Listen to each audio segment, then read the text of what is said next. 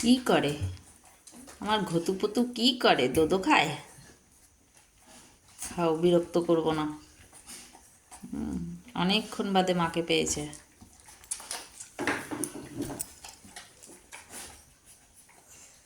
বা ওকে দুধু খেতে দাও।